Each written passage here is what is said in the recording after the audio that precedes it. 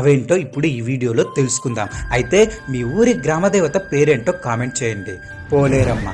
గ్రామం పొలిమేరలో అంటే సరిహద్దులో నిలిచి ఊరిని కాపాడే తల్లి. అందుకే ఈమె పొలిమేరమ్మ కాస్త పోలేరమ్మ అయ్యింది. ఎల్లమ్మ. ఎల్ల అనగా సరిహద్దు అని అర్థం. సరిహద్దుల వద్ద ప్రజలను రక్షించే అమ్మ. అందుకే ఈమెను ఎల్లమ్మ అంటాం.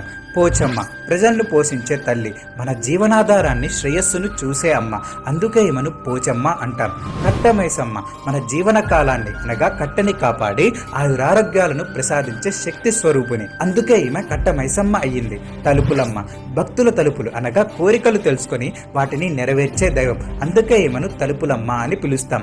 అంకమ్మ. పరమశివుని మెడపై ఉన్న మచ్చ అనగా అంకం నుండి ఉద్భవించిన శక్తి. అందుకే ఈమెను అంకమ్మ లేదా అంకాలమ్మ అంటాం.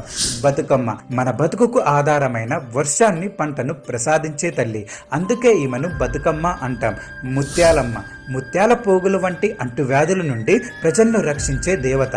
అందుకే మనం ముత్యాలమ్మ అని కొలుస్తాం.